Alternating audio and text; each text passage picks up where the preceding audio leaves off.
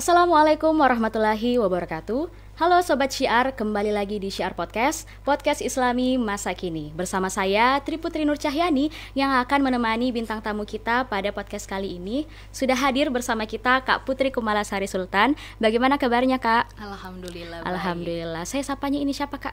Putri boleh, Kak Pucel Putri. boleh, Kak Pukel boleh. Saya dengar-dengar ini Kak di jurusan kita disapa dengan Kak Pukel.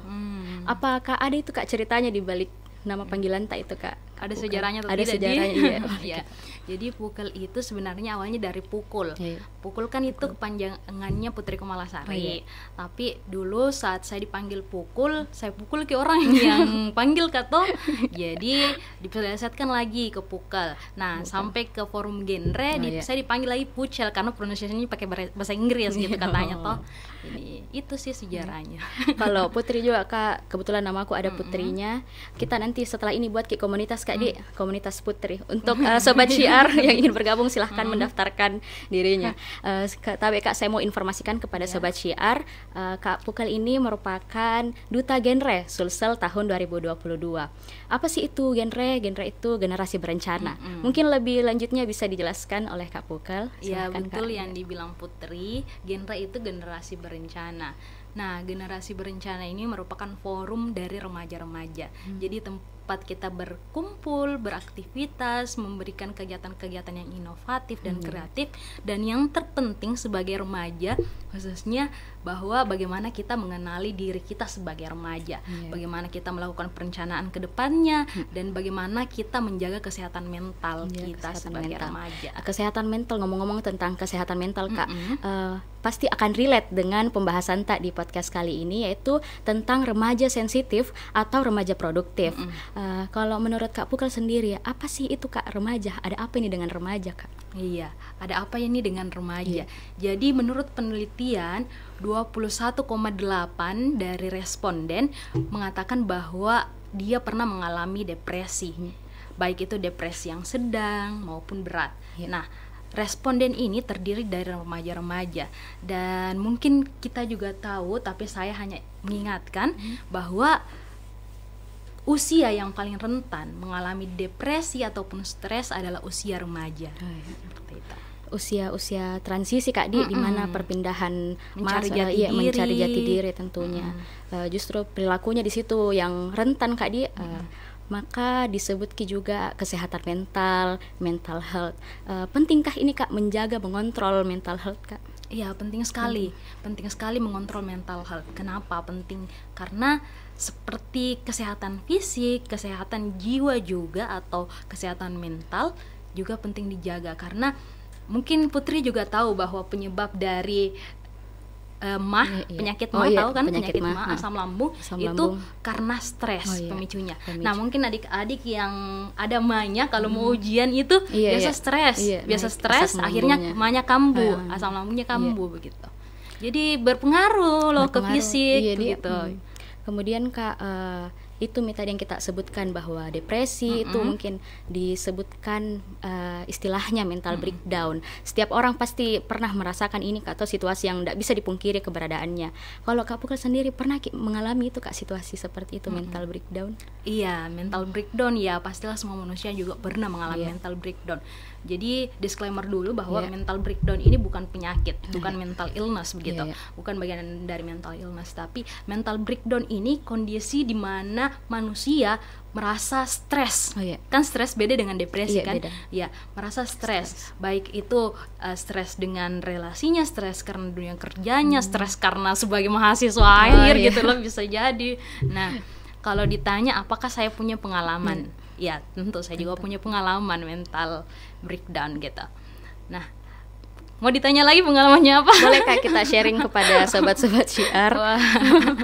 Ya, jadi saya pernah di posisi yang saya selalu mau bunuh diri begitu. Saya selalu mau bunuh diri. Saya berpikir bahwa bisa nggak sih besok itu di skip begitu. Gitu. Karena misalnya baik itu kita ditantang sesuatu ataupun kita ditekan oleh sesuatu, ataupun karena perubahan lingkungan, perubahan sosial yang misalnya tiba-tiba tapi diri kita belum siap dalam kondisi seperti itu. Nah, itu terjadi saat bapak saya meninggal begitu. Nah, tapi saya mengobati luka itu, bahwa dengan cara accept begitu, menerima. Karena ketika kita melawan, ketika kita mengatakan bahwa tidak, saya tidak apa-apa Ji begitu, saya kuat Ji, dan mungkin itu yang dilihat orang-orang, saya kuat di posisi itu, tapi mereka tidak tahu di belakang layar seperti apa begitu. Nah, kita sebagai manusia, kita sebagai remaja, kita sebagai human begitu, bukan aib ketika kita mengalami mental breakdown, melainkan kita bersyukur bisa melewati hal itu, merasakan hal seperti itu, pengalaman seperti itu, dan kita berhasil untuk survive dari kondisi itu, keluar dari fase tersebut. Ya gitu. Kalau dilihat juga Kak, kita ini produktif kayak di samping kesibukan tak itu Kak, bagaimana cara tak untuk menjaga diri tak, menjaga mentalnya, menjaga gitu. Menjaga mental tak, menjaga di tengah kesibukan tak, kan pasti tidak satu saja waras gitu bagaimana pasti tidak satu saja kita pikirkan begitu Kak. Betul sekali. Sama juga sebenarnya sama manusia lain, sama teman-teman remaja yang lain, saya yakin kita semua punya beban masing-masing, punya pikiran yang harus ditumpuh masing-masing begitu. Tapi kalau ditanya bagaimana caraku untuk bisa berada di posisi yang banyak kupikir begitu, ya kembali lagi kurasa penerimaan, accept. Karena ketika kita diberikan tanggung jawab, mau tidak mau ketika kita sudah menerima tanggung jawab itu, maka adalah keharusan untuk menjalankan amanah atau menjalankan amanah, baik itu dalam hal pikiran maupun bagaimana kita melakukan sesuatu begitu. Penerimaan Kak Di. Memang ada fase-fasenya kalau kita melewati sebuah masalah yang ada di depan tak. Kemudian Kak, apakah ada kita mau sampaikan pesan kepada sobat syiar khususnya remaja-remaja Kak di sana? Iya. Jadi kehidupan itu sebagai manusia, kalau saya ibaratkan seperti piano. Piano punya kunci hitam dan putih. Tapi jangan lupa bahwa di kunci hitam pun merupakan bagian dari bunyi. Kunci hitam itu diibaratkan masalah. Kunci hitam itu diibaratkan problem yang kita hadapi. Sedangkan putih adalah kebahagiaan yang kita rasakan. Nah, sebagai manusia, kita harus mengingat bahwa problem maupun kebahagiaan menjadi pewarna dalam kehidupan kita yang sama-sama menghasilkan nada. Dan harus kita syukuri juga, harus kita terima, karena namanya kehidupan pasti tidak stagnan. Saya bahkan sebulan setelah kayak di puncak-puncak banget gitu, di puncak-puncak yang kayak bahagia begitu, tiba-tiba diberikan ujian kayak begitu, dan kayak kadang kita merasa wow begitu ya Kak. Kita harus bersyukur dengan adanya ini Kak, tidak dengan meratapi terus ini masalah yang kita hadapi, tapi menjalaninya, melewatinya begitu Kak. Kemudian Kak, bisa kembali mungkin kita jelaskan bagaimana itu Kak ciri-cirinya mental breakdown. Jadi kita kembali ke mantan, kembali masa lalu. Nah, ciri-ciri dari mental breakdown yang Putri tahu itu di antaranya ketika kita berada di fase, mungkin Putri juga pernah merasakan yang kita tidak bisa menikmati tidur ataupun kebanyakan tidur gitu. Jadi porsi tidur yang tidak sesuai itu bisa menjadi ciri dari mental breakdown, atau kita sedang merasakan ketidaknyamanan dalam kondisi kehidupan kita. Karena ketika kita merasakan porsi tidur yang tidak teratur, itu hanya terjadi ketika kita sakit ataupun misalnya kita kelelahan mengerjakan tugas sepekan, liburnya kita tidur panjang, itu bisa terjadi. Nah, setelah itu yang bisa terjadi ya ketika kita mengalami stres gitu. Saya juga Kak, kalau misalnya lagi ada sesuatu, saya bawa pergi tidur. Lebih baik tidur deh. Lebih baik tidur saja. Tidak bangun, tidak. Jangan sampai. Kemudian Kak, solusi yang kita bisa solusi yang kita datangkan dari itu Kak, ciri-ciri yang tadi? Ya, tentunya sebenarnya kalau ditanya tentang solusi, masing-masing orang mengalami perbedaan begitu dalam menghadirkan solusi. Menghadirkan solusi di kehidupannya masing-masing saat menjalani yang namanya mental breakdown. Ada yang memilih bahwa saya harus healing, istilahnya begitu. Ada yang muda memilih sekarang healing, itu remaja-remaja healing ya, gitu, sampai hilang. Jangan dong. Ada yang memilih healing, ada juga yang tidak percaya bahwa healing itu tidak ada begitu. Banyak caranya. Ada yang memilih berteriak. Lakukan sebenarnya dengan versi masing-masing, tapi percaya bahwa hal-hal baik itu tidak akan sulit ketika dijalankan. Misalnya, kenapa saya bilang begitu? Karena banyak yang mencari solusi dalam hal negatif. Misalnya dia lari ke narkotika, dia lari ke cutting diri sendiri, banyak seperti itu. Tapi ada solusi-solusi yang baik, yang positif dibanding solusi yang bisa menimbulkan resiko lain sebenarnya. Sebaik-baiknya solusi itu solusi yang baik, yang mendatangkan hal baik untuk diri tadi Kak. Kemudian adakah peran genre itu Kak untuk menghadapi remaja seperti ini? Mental health-nya remaja, apa sih tugasnya genre begitu, mungkin katakan seperti itu. Jadi di genre itu ada namanya modul tentang kita. Modul tentang kita ini terdiri dari 3 modul berani, beraksi, dan berkolaborasi, di mana setiap modul ini disesuaikan dengan rentan usia masing-masing. Jadi ada remaja awal sampai remaja akhir, yaitu di usia 24 tahun. Nah, di 3 modul ini dibahas bahwa remaja itu penting untuk mengontrol mental health-nya. Nah, ada bagaimana cara kita beradaptasi, bagaimana cara kita berelasi, bagaimana cara kita membangun komunikasi, bagaimana kita mengenali diri sendiri, bagaimana kita menjaga kesehatan mental kita. Jadi modul itu saya juga merasa bahwa modul itu sangat membantu gitu. Mungkin nanti teman-teman juga bisa saya kirimkan PDF-nya ada dari modul itu, karena kita sering mendapati pelajaran-pelajaran matematika, mendapati pelajaran-pelajaran bagaimana menjalankan kamera, bagaimana menulis, cara menulis kita diajarkan, tapi kita tidak diajarkan bagaimana supaya memiliki pikiran yang waras begitu. Berbicara tentang Kak, mengenali diri sendiri. Memang mungkin masa-masa remaja ini masa-masa yang mencari jati diri Kak Di. Bagaimana kita bisa jelaskan bagaimana mengenali diri sendiri kepada remaja? Iya. Bagaimana caranya kita itu mengenali diri sendiri? Kalau ditanya seperti itu, ya kenali Tuhanmu, kenali penciptamu. Karena dengan mengenali pencipta kita bisa mengenali diri sendiri. Jangan berharap kamu bisa mengenali dirimu ketika kamu tidak mengenali siapa penciptamu begitu. Saya sebagai remaja merasakan hal itu. Dan saya juga sering mendengar bahwa kadangkala kesehatan mental itu dikait-kaitkan sama agama. Kadangkala kesehatan mental itu dikatakan kurang bersyukur dan sebagainya. Tapi mungkin jawaban saya bukan seperti itu, melainkan agama bisa menjadi obat. Agama bisa menjadi obat, konseling bisa menjadi obat.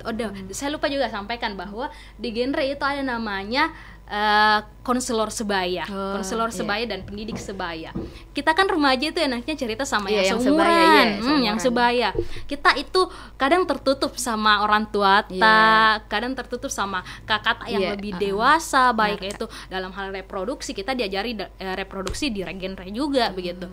Jadi kita belajar bagaimana menjadi pendengar yang baik, kita juga belajar bagaimana memberikan solusi, bukan memberikan solusi sih, tapi mendengarkan. Kita lebih ke mendengarkan, karena nanti dirujuk, baik itu dirujuk ke psikologi ataupun dirujuk ke bidan. Misalnya kalau dia mengalami, ya kita tahu kan ada free seksual begitu dan sebagainya. Jadi kemudian Kak, dalam mengenali diri sendiri pasti ada selain itu potensi yang dimiliki setiap individu untuk dikembangkan. Kemudian bagaimana sih Kak caranya untuk menjadi produktif, remaja produktif begitu Kak? Bagaimana cara menjadi remaja produktif? Kembali lagi, saya itu selalu melihat posisi di mana apa yang saya lakukan belum tentu itu juga bisa dilakukan dan berimpact sama begitu dengan orang lain. Jadi saya selalu bilang bahwa lakukan dengan versimu, lakukan dengan versimu. Bisa jadi apa yang saya laksanakan untuk produktif itu juga bisa membuat orang lain produktif, tapi bisa jadi sebaliknya. Jadi saya selalu mengatakan lakukan dengan versimu, tapi ketika ditanya mungkin bagaimana yang saya jalani supaya tetap produktif seperti itu, yang pertama adalah berdoa.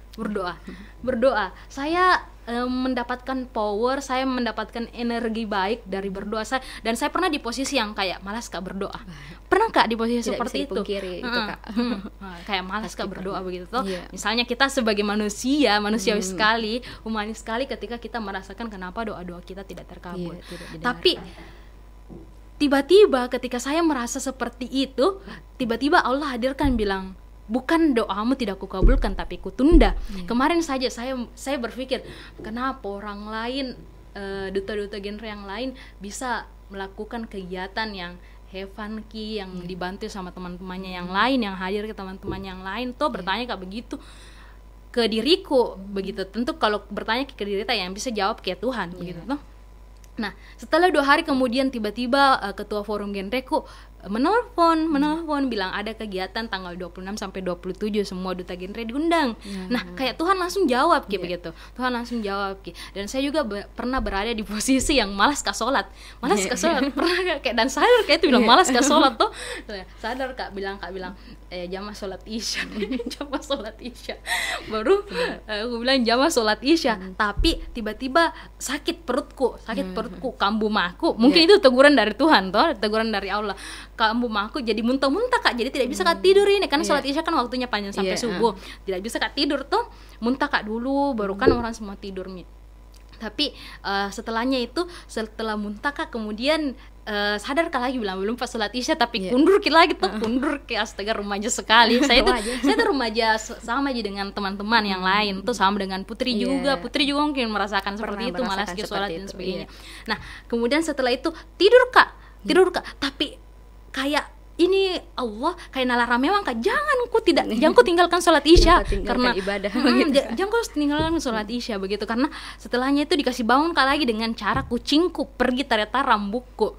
Nah bangun Kak di situ jam 2 sholat, mak di situ bilang harus mama ini sholat, harus beribadah.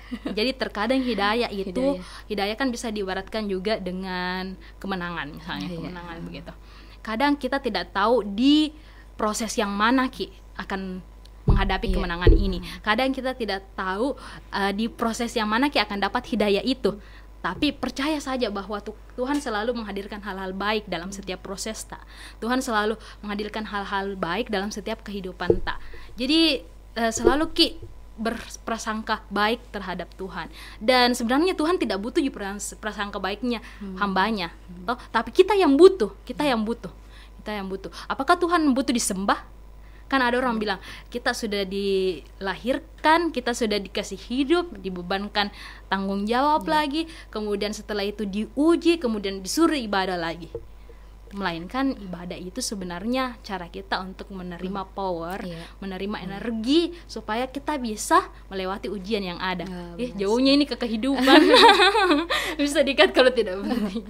Kemudian Kak, itu tadi jadi kenali diri tak sendiri. Masa-masa sensitif itu bisa jadi lalui sebenarnya dengan kenali diri sendiri, cari tahu potensi, kita bisa juga produktif Kak Di, produktif, menjadi remaja yang produktif.